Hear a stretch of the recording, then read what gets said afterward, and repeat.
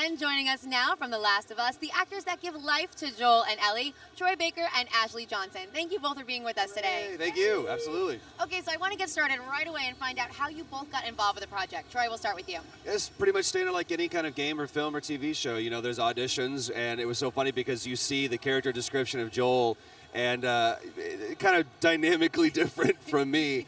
But that's what I love about mocap, is that it's all about the quintessential core of who the actor is. And I think really with this, it was more about the relationships. Ashley and I just hit it off immediately when we walked into the room. Ashley, how did you get involved? Yeah, we have the same agent. Okay. And she sent me the sides, and she said, "Do you want to audition for this? It's a video game. I know you've never done a video game." And I was like, "Of course." So I got the part first, and we had gone through. I was in the audition process when they were auditioning for Joel, and he came in. He was one of the last guys, and I was like, "Guys, that's the dude. He's so good." And he was just, our chemistry was there, and he's awesome. Aw, Yeah, that was buddy. something that some of my Twitter followers were asking, is that, you know, it's a really close relationship between Joel and Yeah. Ellie. So what did you two do? Was it just like instant? Did you have to like work on making it feel natural between the two of you? I don't think How do we you have to garner that kind of connection? It's well, I mean, a connection like that, I think, is probably either instant, it's either there, or it's not. And I think that's what Neil and Bruce and everybody at Naughty Dog recognized, and we instantly recognized it too. And that's, to me, one of the main things at the core of this game is the relationship. So we have a lot of time to really work through. And the script, if the script and the story and the characters are good, it should just kind of naturally flow. But they give us such a great platform to be able to sit and workshop these scenes so that that relationship doesn't feel forced and that those moments are organic as possible. Absolutely. So give us a little insight into your characters. Now, we don't want to give any spoilers. Sure. We understand. But so what you can tell us, who is Joel? What drives him? Well, if the thing that I keyed in most on the character description that Neil sent me was there was a sentence that said that Joel has few moral lines left to cross. And that to me is such a Rosetta Stone. It unlocks so much about who the character is.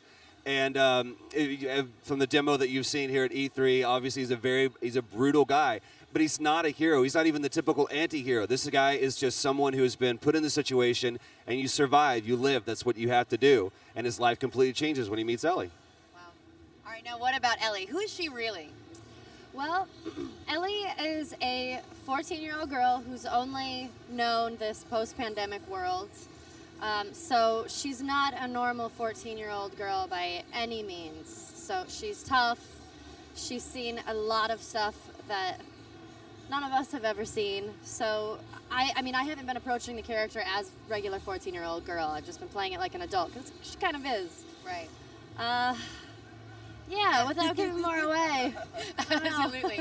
Okay, now Troy, a lot of fans out there will recognize your voice probably, or may not recognize your voice. Two-Face, Arkham Asylum. Yep. No, it was Arkham City, Arkham right? City, yeah. Arkham City. Vincent Brooks from Catherine. Yeah. How do you approach each character so differently? Because the voices all sound different. Well, thank you, first of all, because I mean that's kind of the whole goal, is for they to be unique characters and not to be just pegged as, well, that guy does this one thing. And really, each project you approach naturally just by its own self. I mean, a game like Catherine, totally different than a game like Arkham City. And I'm lucky to be in any kind of those roles. I mean, the people of Atlas have been very, very good to me, so me playing a role like that was incredible.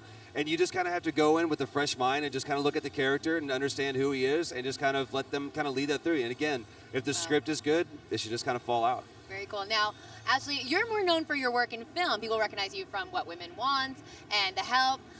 So does your acting approach change now that when you're doing a video game, or is it based on the medium? Or I haven't been doing anything different. The only thing that was new was the motion capture suit, because I'd never worn that before, and it was very strange because he always says you look like a baboon.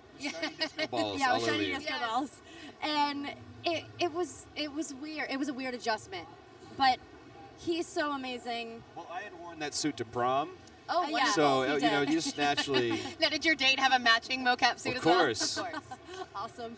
Yeah, he's been so great, sort of helping me along the way, because he's so well versed in everything mocap. And coupled with Neil Drunkman's writing and directing, it's been such an easy and wonderful process. That's so great. But I haven't been approaching it any differently. So take us like through a day in the life of a performance capture artist? Because I don't think, I mean, all of us play the games and we get to see, you know, the final result, but we have no idea what you guys have to go through during the day. Do you get bathroom breaks? Do you have to wear the suit at all Define times? bathroom breaks, because they can get a little awkward. It's really interesting because I think every company right now, I mean, AAA titles or really any video game right now, everyone's trying to find the magic bullet of the way to do performance capture. Before it was mocap or motion capture, now it's performance capture, because they really want to get that cinematic feel. And I mean, we're surrounded by all of these demos, and it still amazes me every time when we see something that looks this good, made out of essentially ones and zeros. It blows my mind. But everyone's trying to find the best way to do it, and to me, Naughty Dog has found it. We capture everything, what we say, on the day. So it's our body, it's our face, it's our voice, and we've got great people like Bill Beamer at Sony who's building us amazing sets and have great props for us to interact with. So typically, like, what we'll do is we'll have, you know, a few pages of script to go through. We'll sit down, we'll workshop it, we'll really discuss it, we'll just talk the words out, find out the choices, see if anything's not working. Then we get it on our feet, and we get it on the stage, we rehearse it there, and we spend the next 2 or 3 days shooting those scenes. So we really have a lot of time to really make sure that the scenes are working. Wow. Well, I want to thank you both for being with us today. I know all of us are really looking forward to playing Last of Us. The trailer, by the way, if you missed it at the press conference, go find it.